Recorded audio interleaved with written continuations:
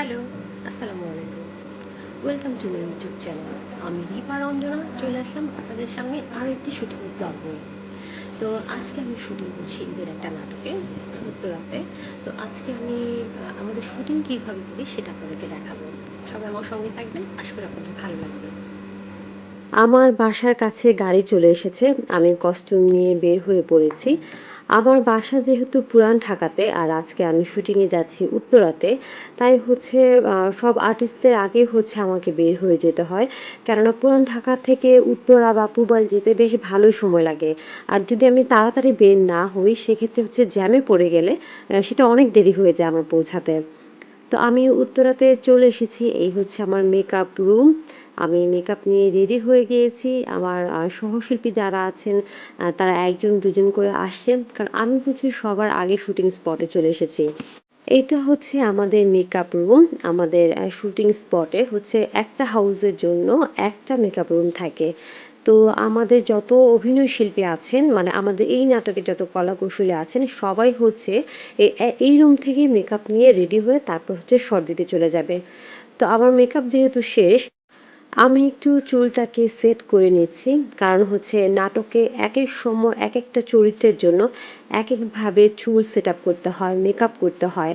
তো আজকে হচ্ছে আমি চুলটাকে একটু সেট করে নিচ্ছি। কারণ এর আগে আমার একটা ব্লগে দেখেছেন যে আমি চুল আঁচড়ানো ছাড়াই হচ্ছে আমি শট দিয়েছি।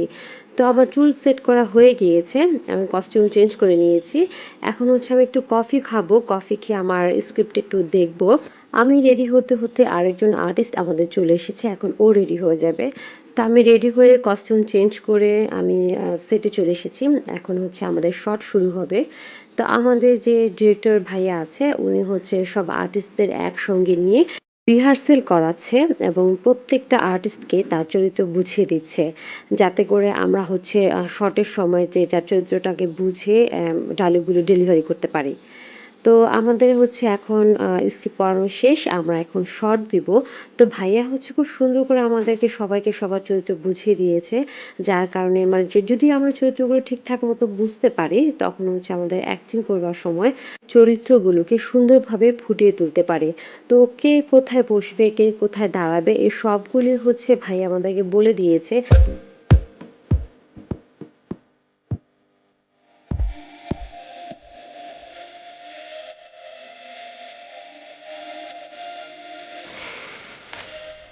আমরা সকাল থেকেই কাজ শুরু করেছি। এখন হচ্ছে আমাদের একটু নাস্তা করবার ব্রেক দিয়েছে। এখন আমি রুমে যাব। রুমে যেয়ে একটু চা নাস্তা করব। তারপর হচ্ছে আবার শটে চলে আসব। আমার শটগুলো করতে, করতে এর মধ্যে হচ্ছে সৌমি রেডি হয়ে যাচ্ছে। এরপরে হচ্ছে আবার সৌমির সাথে সিনগুলো করতে হবে। তো সৌমি রেডি হয়ে গেছে। তারপর হচ্ছে এখন আমাদের সিঁড়িতে একটা সিন আছে। আমরা এইটা এখন করতে আসলাম। এটা হচ্ছে আমার দুপুরের লাঞ্চ। তো আজকে হচ্ছে মানে কাজের প্রেশারটা একটু বেশি। তাই হচ্ছে সবাই একসঙ্গে আসলে খাওয়া হয়নি আজকে। যে যার মতো করে যে যখন ব্রেক পাচ্ছে সে তখন আসলে খেয়ে নিচ্ছে। তো আমার এখন ব্রেক পেয়েছি তাই আমি এখন খেয়ে নিচ্ছি।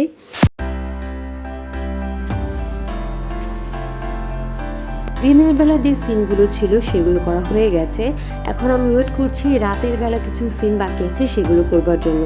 তো আমরা রাত অলরেডি হয়ে গেছে। আমাদের ক্যামেরা, লাইট-টাইট সব রেডি করা হয়েছে। আমরা রাতের এই সিনটা করলে হচ্ছে আজকের মতো আমাদের শুটিং শেষ হবে। তো লাইট সেট করবার পর আমরা হচ্ছে সব আর্টিস্টরা চলে আসলাম। তো একটা সিনে যখন অনেকগুলো আর্টিস্ট থাকে তখন হচ্ছে একটা সিনকে অনেকভাবে আসলে শুট করতে হয়। যেমন ক্লোজ করতে হয়, মিডল ফ্রেম ধরতে হয়, ফুল ধরতে হয়। এর কারণ হচ্ছে একটা সিনকে যখন অনেক বেশি আর্টিস্ট থাকে তখন হচ্ছে একটু সময় নিয়ে করতে হয়। আর ১ জন ২ জন আর্টিস্ট থাকলে আসলে অত সময় নিয়ে কাজ করতে হয় না, অত সময় লাগে না আসলে। যখন বেশি মানুষ থাকবে তখন একটু টাইম দিয়ে কাজ করতে হয়। ১ ঘন্টার একটা নাটক বানাতে আসলে আমাদের হচ্ছে ২ দিন সময় লাগে। কম করে হলেও ২ দিন লাগে। আর ৩ দিন নিয়ে যদি করা যায় সেক্ষেত্রে কাজটা অনেক বেশি ভালো হয়।